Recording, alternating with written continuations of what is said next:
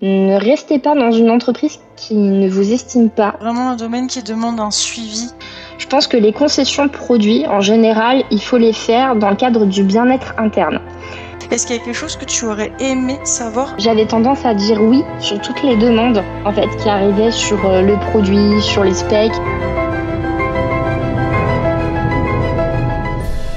Bonjour et bienvenue dans ce nouvel épisode du calendrier de l'Avent du produit. Pour cette seconde édition, j'ai eu le plaisir d'échanger avec 24 nouveaux passionnés que vous découvrirez jour après jour. Et aujourd'hui, je suis avec Lucille, qui est Product Manager chez DigiCare. Salut Lucille, comment ça va ? Salut Marceline, je vais très bien et toi ? Bah écoute, super, merci. Est-ce que tu peux te présenter en quelques mots ? Et oui, avec plaisir. Écoute, déjà, je te remercie pour ton invitation, ça me fait très plaisir. Et pour me présenter, écoute, je suis Lucille, l'aînée, fière toulousaine originaire de Nantes à la base. J'ai 33 ans, je suis product manager depuis une dizaine d'années maintenant. J'adore le surf et je suis complètement dingue de mon chat. Voilà. Comment tu as découvert le produit ? Alors, moi, j'ai découvert le produit lors de ma première expérience chez Vallourec. Donc, ça fait plus de 10 ans que je sais que je veux faire du produit. Ça a été pour moi une évidence, ça a été un coup de cœur. Mais de base, je me prédestinais plutôt sur du produit hardware. Alors, je sais pas si tu connais Vallourec, mais c'est le leader des tubes en acier sans soudure. Et c'est une entreprise qui est vraiment incroyable dans l'industrie. Lors de mon premier poste, j'étais assistante des ventes et je me destinais à une carrière dans le marketing plutôt. Et là-bas, j'ai rencontré donc des chefs de produits et je trouvais leur métier vraiment incroyable parce qu'en fait, ils croisaient tout. Le marketing, les données, le business, la technique, le produit, bref. Ils avaient une connaissance 360 en fait du marché et des produits et je me suis dit waouh, quand je serai grande, je vais être comme eux. Et en fait, j'ai vraiment eu le coup de cœur pour le digital et pour vraiment le métier de product manager qui était encore un peu flou, parce que c'était très récent, il y a plus d'une dizaine d'années. Mais je l'ai vraiment découvert chez Bosch, en fait, qui en fait vraiment commençait un peu sa découverte du e-commerce et de l'IT. Et là-bas, j'ai eu la chance de rencontrer Franck Aznave, qui à l'époque était le directeur des Smart Cities et qui, lui, est très très au courant de tout ça. Il a écrit de nombreux livres, dont un qui m'a particulièrement marqué et qui s'appelle Stop Google. Et en fait, sur la partie tech, IT, sur les parties product management, etc., je savais en fait que je voulais aller sur vraiment des postes comme ça, très orientés informatique, très orientés SaaS. Et en fait, Franck Aznave, il m'a beaucoup encouragée, accompagnée dans cette démarche. Et je le remercie infiniment parce que c'est grâce à lui que j'ai décroché l'un de mes premiers postes de product manager dans ce domaine-là chez Mediamobile. Donc voilà. Et depuis, je m'amuse comme une petite folle. Et ça n'a pas changé. Hein. Ça reste mon métier coup de cœur depuis 10 ans. T'es PM pour une entreprise médicale chez DigiCare. Est-ce que tu peux m'expliquer ce que tu fais chez DigiCare ? Ouais, alors, est-ce que t'es assise déjà? Parce que chez DigiCare, t'es pas prête, on veut révolutionner l'orthopédie. Donc en fait, j'ai travaillé dans un domaine où on enterrait les gens et là maintenant on essaye de les soigner. Donc je suis passée vraiment du bas. En fait, je veux pas enterrer les gens, même si je plaisante, hein, parce que le milieu de la DevTech c'est assez fascinant et incroyable. Mais soigner les gens et prendre soin des vivants, je trouve que c'est quand même une très noble cause. Et c'est pour ça que j'ai rejoint DigiCare. En plus du fait que je trouvais que l'équipe était incroyable. Donc DigiCare, en fait, ça a été fondé en 2018 par des ingénieurs, des soignants et des sociétés savantes orthopédiques. Et en fait, ils ont créé une entreprise pionnière dans le domaine des données de la santé et exclusivement sur de la chirurgie orthopédique. Je sais pas si tu t'es déjà fait opérer du genou ou du pied, par exemple, mais en France, on a les rockstars de l'orthopédie. Nos chirurgiens orthopédiques sont réputés dans le monde entier. Et j'exagère pas quand je te dis ça. On a vraiment les rockstars de l'orthopédie en France. Comme ils sont très réputés, souvent ils sont difficiles à contacter pour le suivi. Et quand toi, patiente, tu sors de l'hôpital et que tu t'es fait opérer du genou, que t'as mal, que c'est un peu compliqué, etc. parce que tu peux pas trop marcher, tu peux pas faire du vélo si t'es sportive, etc. Tu peux pas faire du sport dès le début. Et en fait, comme ils sont très réputés, on a du mal à les avoir au téléphone ou on a un petit peu de mal en fait à avoir un suivi directement avec eux parce qu'ils sont occupés en fait à opérer des patients pour leur permettre en fait une mobilité et une reprise de vie vraiment optimale. L'orthopédie, ça sert à ça, hein. Ça sert aux gens d'avoir de la mobilité, de pouvoir skier, de faire du sport, de marcher, de faire du vélo. Bon, toi, en tant que patiente, tu sors de l'opération après ton hôpital et bah, grâce aux outils et aux produits de DigiCare, ton chirurgien orthopédique, il peut t'envoyer des questionnaires à distance personnalisés selon ton dossier. Ça, c'est-à-dire si tu fumes, si tu es sportive, etc. Et en fait, toi, en tant que patient, tu vas avoir une interface pour pouvoir y répondre. Donc, du coup, ton chirurgien et son équipe médicale, ils vont savoir comment tu vas. Ils vont savoir comment va ton genou, ils vont savoir si tu as pu, au bout d'un certain temps, reprendre le sport, à marcher, etc. Et en fait, ils suivent ton avancement pas à pas, à distance, ta reprise de mobilité. Et en fait, bah, en gros, ils t'accompagnent à distance grâce aux produits de DigiCare. Voilà. Ok, et du coup, vous êtes vraiment spécialisé sur l'accompagnement des patients après l'opération, vous. Alors, il y a une partie avant aussi, parce qu'il y a tout ce qui est partie programmation en fait de l'opération, etc. Mais il y a beaucoup de choses qui se jouent quand même après, Oui, surtout que l'orthopédie, c'est vraiment un domaine qui demande un suivi. bien sûr. Et c'est l'orthopédie avec la population qui croît d'année en année, la population mondiale. Il faut savoir que les gens, pour continuer leur mobilité, etc., c'est un domaine qui, de toute façon, est en constante évolution. Il faut savoir que, de toute façon, l'orthopédie, si on parle un petit peu en chiffres, ça touche tout le monde. Toutes les catégories socio-professionnelles, toutes les tranches d'âge, enfin, tous les genres, tous les sexes, ça touche tout le monde. Et c'est l'une des premières causes d'hospitalisation à l'heure actuelle, l'orthopédie. Donc c'est un domaine qui est très très important. Il y a 3700 chirurgiens orthopédiques en France, plus de 2 millions de patients à l'année, et c'est le second poste de défense de la sécurité sociale. Donc autant te dire que c'est un très très gros sujet en France. Oui.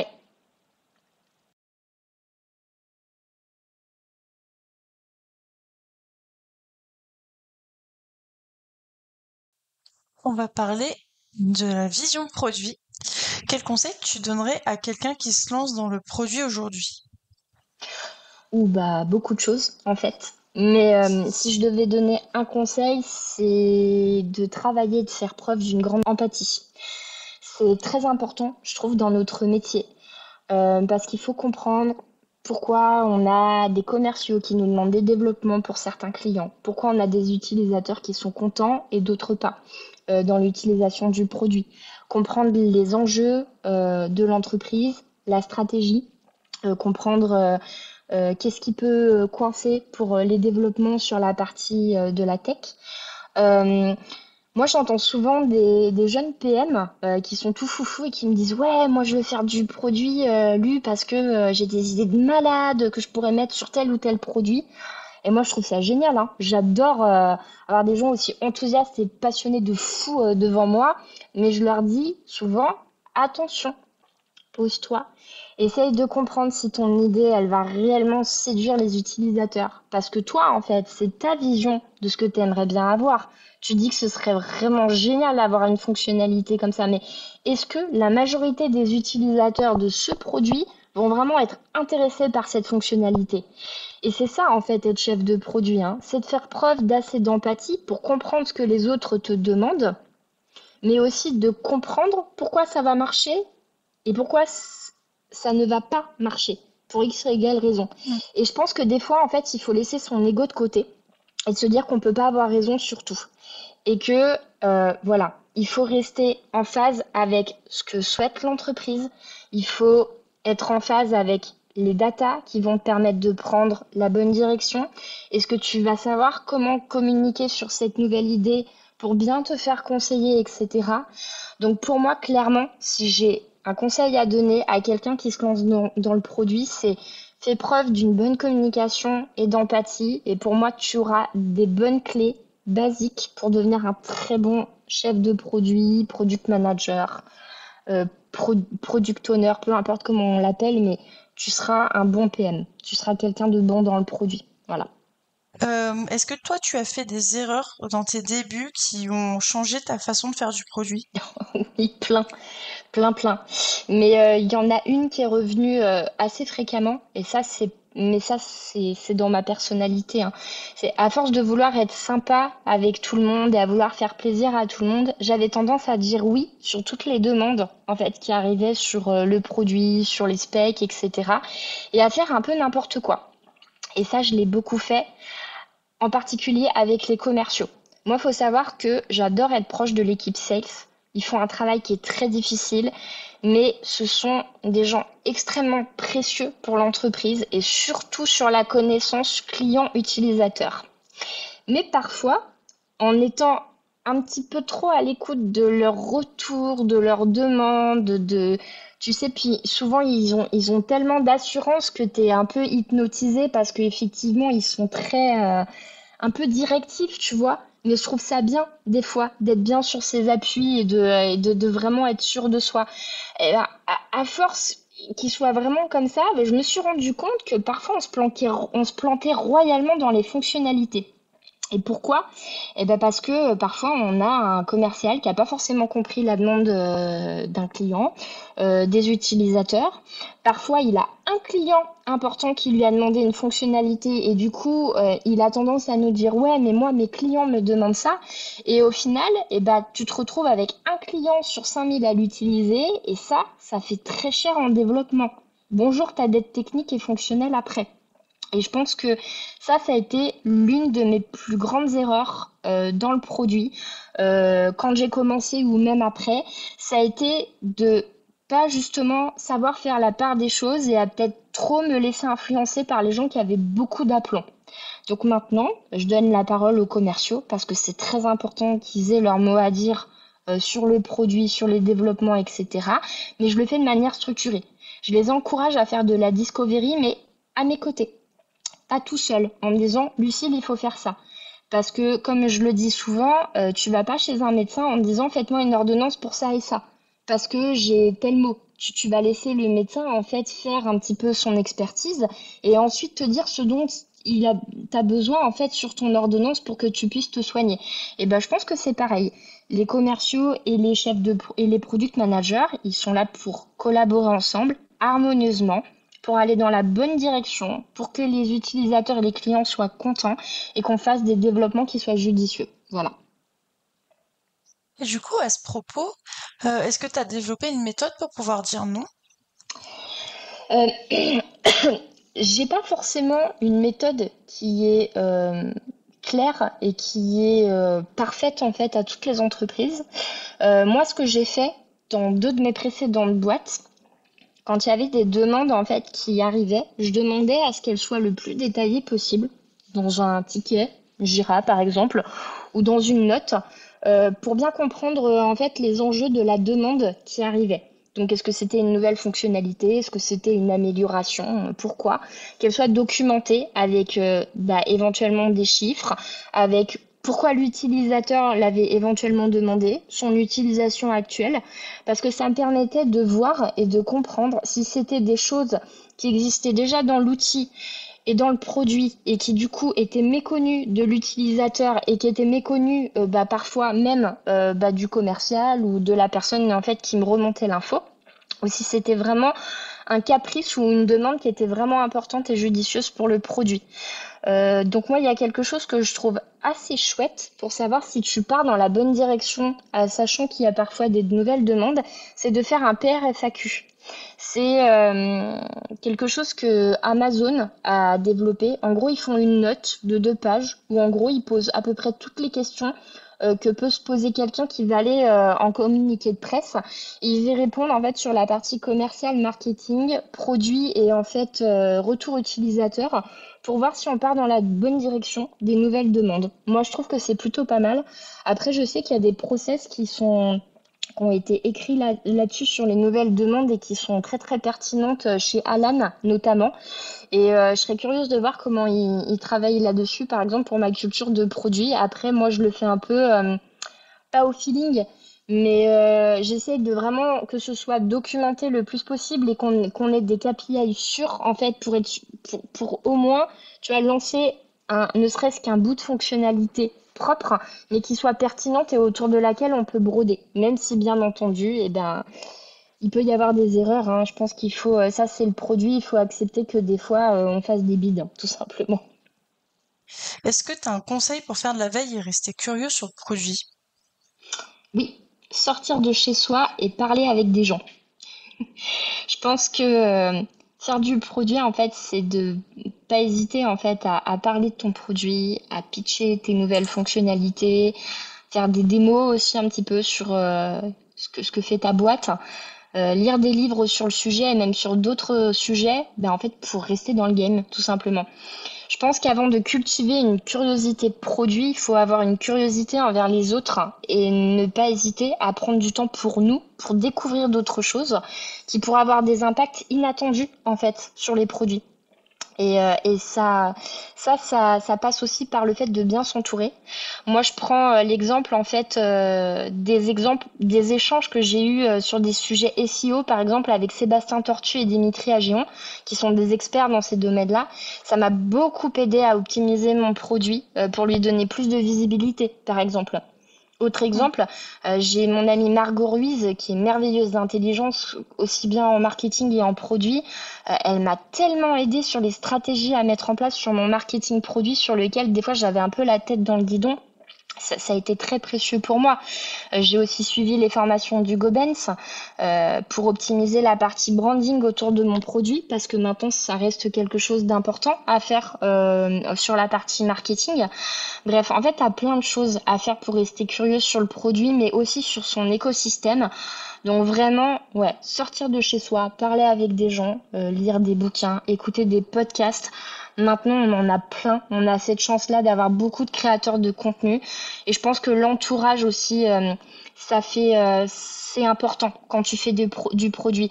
Presque autant que quand tu te lances dans l'entrepreneuriat, pour moi. Parce que ce sont des mines d'idées et de retours assez incroyables et sous-estimés. Et je pense que c'est vraiment très important du coup d'avoir un bon entourage et de bien s'entourer quand tu te lances dans du produit.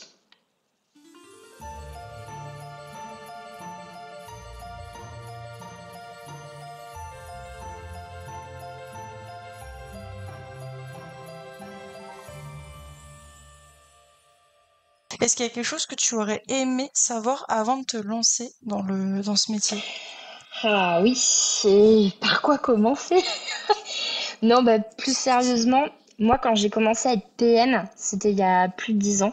Et c'était une période où c'était un peu le flou artistique sur ce métier. Je me souviens que j'avais une de mes chefs dans une de mes premières expériences qui me disait en tant que product manager, tu dois savoir faire ça. Puis le lendemain, elle me disait en tant que chef de projet, tu dois savoir faire ça. Et ensuite, bah, en tant que chargé de marketing, tu dois. Et puis là, t'es là, ouh, mais attends, je fais quoi comme métier du coup? Enfin, est-ce que je fais du produit? Est-ce que je fais du marketing? Est-ce que je fais du projet? Tu vois, c'était pas très cool, tu vois, parce que tu avais l'impression d'être, tu vois, le couteau suisse à faire beaucoup, beaucoup de choses et en te perdant un petit peu des fois dans tes missions. Et moi, j'aurais bien aimé avoir une définition claire et définie de ce que c'était qu'un product manager, parce qu'à l'époque, c'était hyper compliqué. Et c'est devenu encore plus compliqué avec la mode de l'agilité et l'essor de la demande des product owners où bah, c'est devenu un métier un peu fourre-tout, où on demandait des product owners qui étaient bons en IT, on demandait des product owners qui étaient bons en business, où parfois c'était carrément product owner et dans certains secteurs c'est devenu secrétariat de luxe. Pardon, hein, c'est un peu abrupt, mais je pense qu'il faut être un peu honnête là-dessus.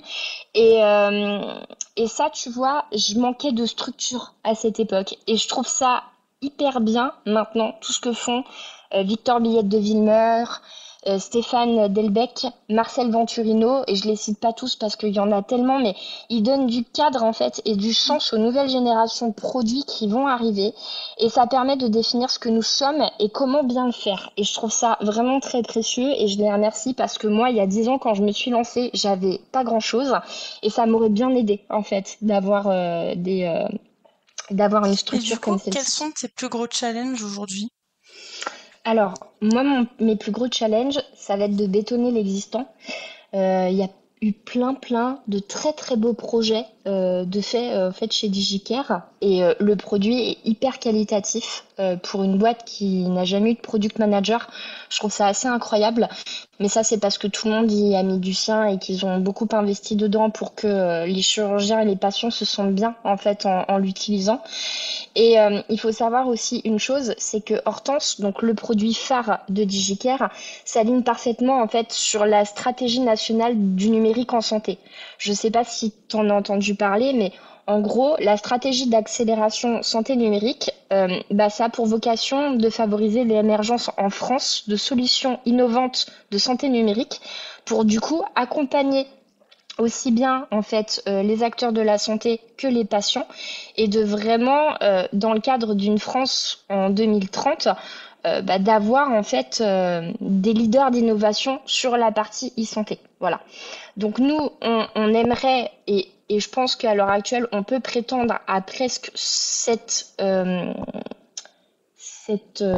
position en fait de leader sur la partie orthopédique parce que on a encore une fois des chirurgiens incroyables et des partenaires incroyables qui nous accompagnent.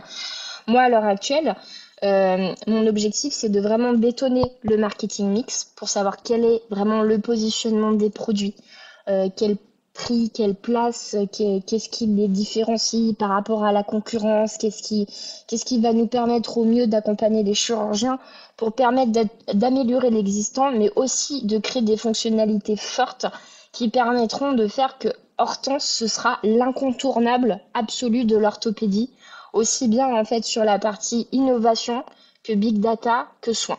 Voilà, tout simplement.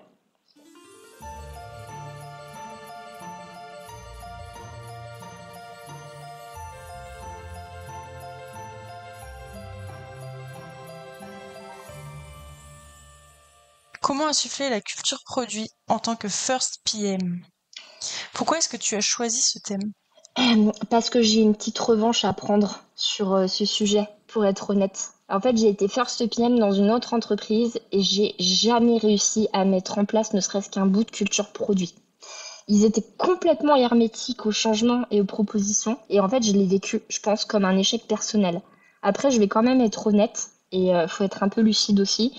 Mettre en place une culture produit, c'est collectif. Si ta direction et les autres membres des équipes ne veulent absolument pas que tu mettes en place cette culture parce qu'ils veulent pas de changement, qu'ils te mettent des bâtons dans les roues, c'est soit ça passe, soit ça casse. Dans mon cas, ça a cassé. J'ai failli laisser ma santé et mon métier coup de cœur. Et je le regrette un peu, tu vois, parce que j'aurais dû m'en rendre compte avant. Mais tu vois, chez DigiCare, c'est différent. Je sens que Pascal, mon PDG, il est il est très à fond là-dessus et je le remercie parce qu'il me donne énormément de confiance, de temps, d'attention pour que ça marche. Et du coup, je pense que c'est un sujet que je vais exploiter à 200% dans cette boîte. Vraiment. Est-ce que tu as dû faire des concessions sur certains aspects du produit? Alors, pas pour l'instant, parce que ça fait qu'un mois et demi que je suis dans l'entreprise, mais je pense que ça va venir. Et si tu veux un retour d'expérience sur ce que j'ai vécu, je pense que les concessions produits, en général, il faut les faire dans le cadre du bien-être interne. Quand tu es product manager, et moi en particulier, je fais très attention à beaucoup échanger avec les équipes tech, donc les développeurs, les DevOps, etc. Parce que on travaille quand même beaucoup avec eux et je pense que c'est très important d'avoir une bonne communication, une bonne entente avec eux. Et souvent, quand je sens qu'il y a une fatigue, une baisse de morale, une baisse d'entrain chez les devs, je trouve ça important de les écouter et de faire attention à adapter ta roadmap et ton sprint en fonction de sujets qui feront que, en fait, ils vont s'amuser. Tu vois, de faire en sorte qu'ils aillent bien et qu'ils se sentent bien dans ce qu'ils sont en train de développer. Et avec le temps et avec l'analyse que j'ai, même si parfois ma direction me disait « Oh, mais Lucille, c'est pas sérieux, on attendait ça ici sur le sprint en cours. » Si tu veux tout savoir, si j'ai des concessions à faire et que je dois les refaire dans le futur pour le bien des équipes, franchement, je le ferai sans regret. Et pour terminer cet entretien, est-ce que tu as 2 ou 3 tips à partager pour nous insuffler une culture produit? Ouais, alors ce sera plutôt un conseil en fait de ma part et pas forcément pour insuffler la culture produit, ce sera plutôt en général. Mon conseil est le suivant, ne restez pas dans une entreprise qui ne vous estime pas et qui pense que votre rôle de produit, c'est de rédiger des specs. Ah, ça c'est pénible. Dans combien d'entreprises je l'ai entendu que mon rôle c'était de rédiger des specs 2000 fois par jour et combien j'ai de jeunes PO qui m'écrivent sur LinkedIn pour me dire ça. C'est un peu compliqué et je pense que c'est un peu pénible à entendre de la part de tous les products en fait. Parce que rédiger des specs, c'est très important. Ça permet d'avoir des éléments écrits et concrets pour les équipes de dev, pour qu'ils puissent être accompagnés dans leur développement, pour qu'aussi il puisse y avoir une trace historique en fait des choses en fait à développer qu'on puisse garder en ticketing Jira ou autre. Mais faire des specs, c'est qu'une minuscule partie de nos tâches et de la delivery. Donc, si vous êtes dans une entreprise qui vous prend pour le ou la secrétaire du backlog, des comptes rendus de réunion et des specs, mais que sur le reste, ils veulent pas vous inclure parce qu'ils considèrent que vous n'êtes pas à votre place, franchement, partez sans regret. Il y a d'autres structures qui combinent très bien l'importance du produit, qui verront votre plus-value et qui coucounent les profils produits parce qu'ils considèrent que en fait ils ont un petit peu ce rôle de coaching du produit ou de chef d'orchestre et qui peuvent discuter avec tout le monde et que du coup ils vont apporter une connaissance et des choses très, très importantes dans le produit en termes de process, de nouveautés ou de choses importantes à mettre en place, hein, même si c'est que des choses à faire dans le bac, hein, qui voudront bien vous donner en fait des responsabilités et qui écouteront ce que vous aurez à dire. Et ça, je pense que c'est très important dans votre carrière de produit. Moi, on m'a souvent reproché sur mon CV d'avoir fait des missions courtes, mais je les revendique en fait. Je suis partie d'entreprise où, en gros, on me mettait derrière un PC toute ma journée, derrière des tickets Jira, à me dire juste rédige tes specs et tais-toi. Et c'est pas ça le rôle d'un produit. Et je vous conseille pas de rester dans une entreprise qui, en fait, ne vous accorde pas assez de crédit autre que, en fait, de faire du script toute la journée, tout simplement. Est-ce que tu as un mot de la fin pour clôturer? Oui, alors ça c'est la partie, je pense qu'on a tendance à un petit peu mettre de côté en tant que product manager parce que on commence à avoir des product marketing managers ou les commerciaux ou le marketing qui font un travail extraordinaire et qui nous permettent de le faire. Mais en tant que product, euh, n'oubliez pas de communiquer sur vos nouvelles fonctionnalités. Parce que comme je le dis toujours, avoir des fonctionnalités c'est cool, mais si personne ne sait qu'elles existent, elles sont aussi inutiles que la dernière feuille du rouleau de PQ. Donc communiquez bien quand vous faites des fonctionnalités ou quand elles sont existantes. Ça vous permettra, je pense, en fait, à vos utilisateurs ou à vos clients d'être bien plus épanouis sur leur utilisation et c'est très cool. Merci d'avoir écouté cet épisode, j'espère que ça vous a plu. Vous pouvez retrouver un résumé en vous inscrivant à la newsletter sur afternoon.pm. À demain pour un prochain épisode.